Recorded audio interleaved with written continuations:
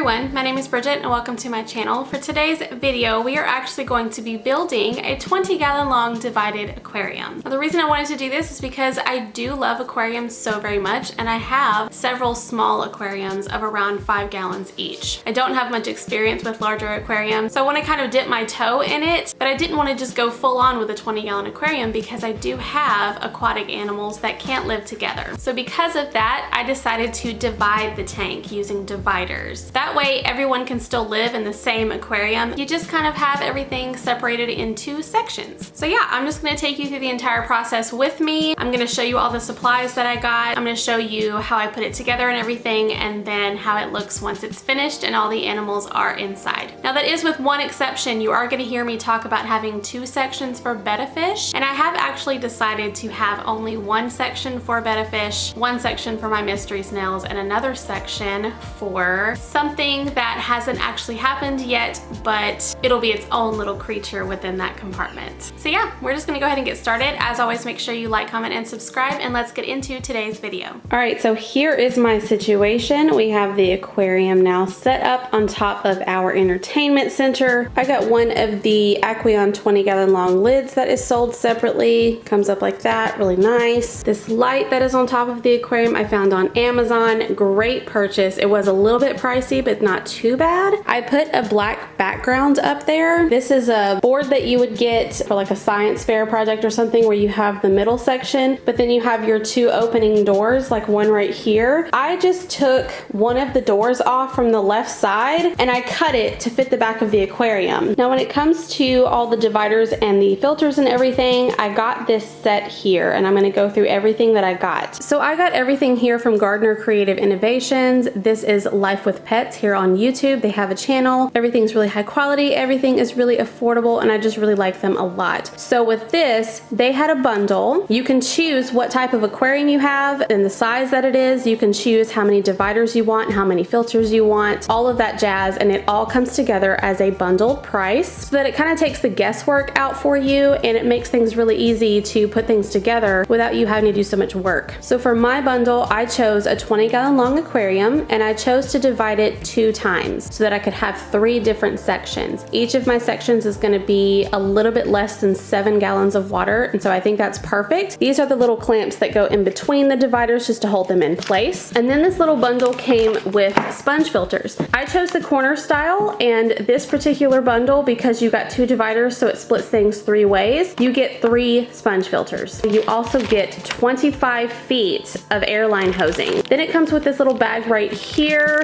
I'm going to try and explain this as well as I can. So this right here is a check valve. If you're part of the aquarium hobby, you probably know what this is anyways, but for those who don't know, I'm going to explain it. This is a check valve, and basically you put tubing on either side of these little notches here. Air goes in one side, but water cannot go through the other side. So whenever you have this kind of filter going, and let's say your power goes off or you turn it off or something like that, the water from one of the hoses cannot go through and then reach its way to your pump to damage your pump or any electrical cords or anything like that. The adjusting happens with something like this. This is called a manifold. So these 3 tubes right here are going to go to my 3 different sponge filters. This tube over here is what is going to go into my pump. So the pump is going to blow air through here, and the air is going to come out of those 3 tubes to go into my sponge filters, and all of these little levers right here adjust however much air I want to go through. So in order to adjust it, let's say I want this one to be a little bit less than full blast, I would then turn it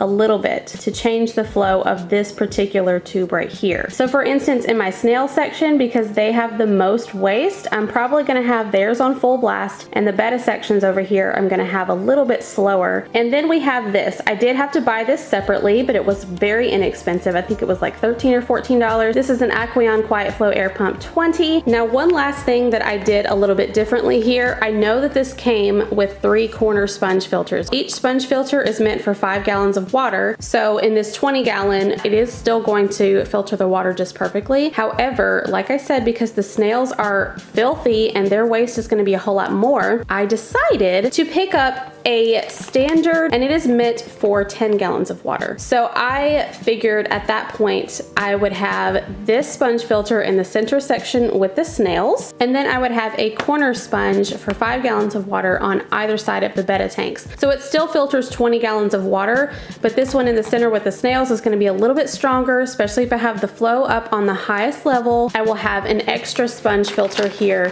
just to have on hand in case anything goes wrong, or if I need it somewhere else, like in a hospital tank or something. So then that is all of my little supplies here.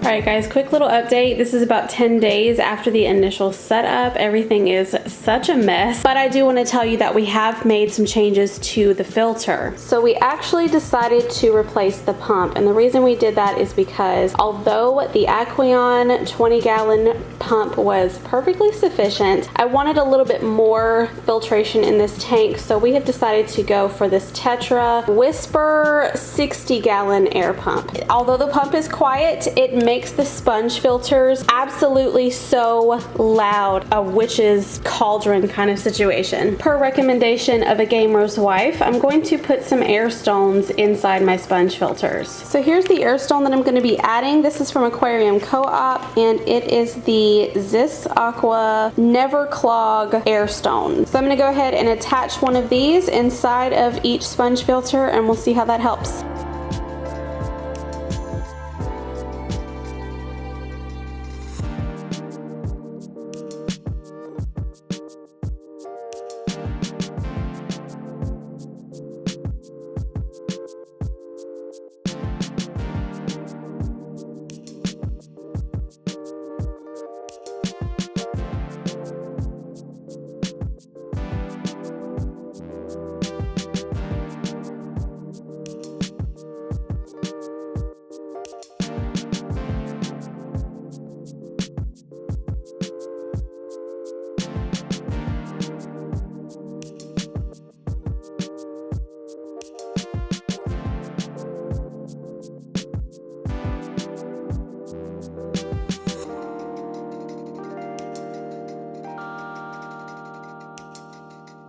Alright, so everything is super duper cloudy right now, but I wanted to show you the difference. So basically it provides like finer bubbles so that they don't hit the surface so abruptly, which causes that loud noise. And the smaller bubbles and finer bubbles also allow for a little bit more oxygen in the water, which is nice. I also forgot to mention that this actually had 2 sections here for hoses. So in order to run just the one hose to go to the 3 pumps, we had to use this little T right here. Pretty standard. Here's what it sounds like now, which still makes noise, don't get me wrong, but it is a little bit lighter than the witch's brew sound that it was making before. And with the lid closed, you really barely hear it.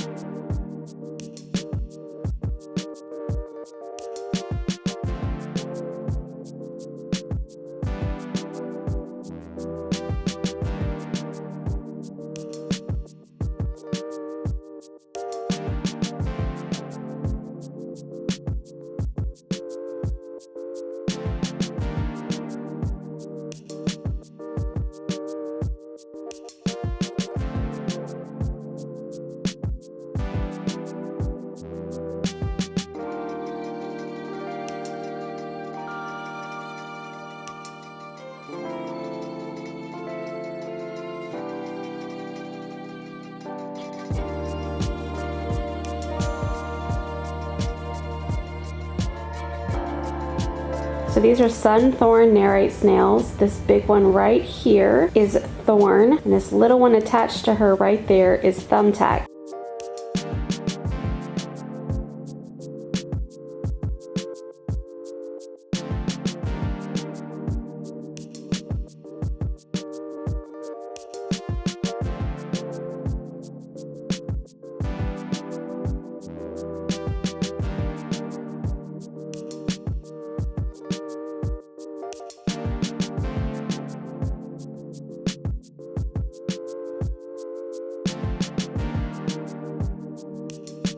Here is Blotch, my black mystery snail. Here is Etch, my magenta mystery snail. And then this is Ink, my blue mystery snail.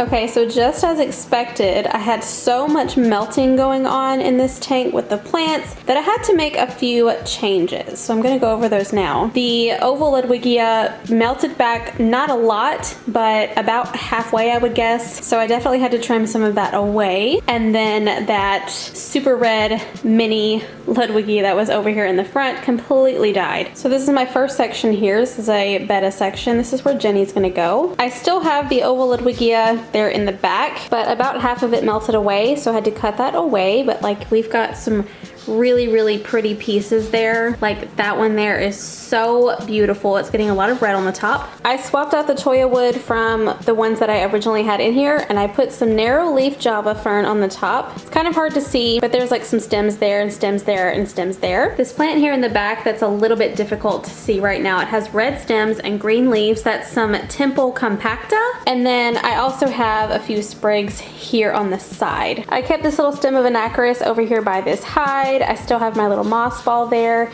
And then I have some of the babiest dwarf hair grass. These are little tissue cultures, so I'm hoping that they survive. I think it is so precious, and I can't wait to see it grow and get much larger. Here's my snail section. Nothing really changed in this one. I didn't have to cut anything back or anything. I just still have the Anacris in here, and it's just growing in. They're not really chewing on it, which I thought they would, so that's great. And it kind of all gets bunched up in the center and gets sucked towards the sponge filter, so it all like leans that direction, but it's fine. I'm not worried about it. I still think it looks good. And then once the Anacris gets like super long, I can have it like tangling up in here a lot. Then we have this third section over here, which originally was going to be a betta section, but I've now decided it's going to be a shrimp section. I do not have the shrimp yet. They are going to be coming probably end of September, beginning of October. So they're all going to go in here, but I had to do some things different in here as well. So I have the oval Ludwigia there in the back, what survived anyway. It's still growing in really nicely, looks really great. We have a couple of fantastic red pieces on the top over here as well. I've got one little sprig of Anacris there behind the cave, a couple of moss balls in here. These cholla woods that I had over on Jenny's section, I decided to put in here. These have the Anubias Golden Nana Petite on them, and I just thought they'd work out better with the shrimp. And then we have these. These are some Cardinalis, but they're this really vibrant pink color, and I also hope this survives. There is a chance that there's going to be a lot of melting on this, but I have 3 different plants here, so I'm hoping that at least one of them can survive, and then I can just propagate it and add more. But yeah, that adds a nice pop of color in this tank, and I'm really happy with it. So yeah, that's what I've done differently as far as plants go.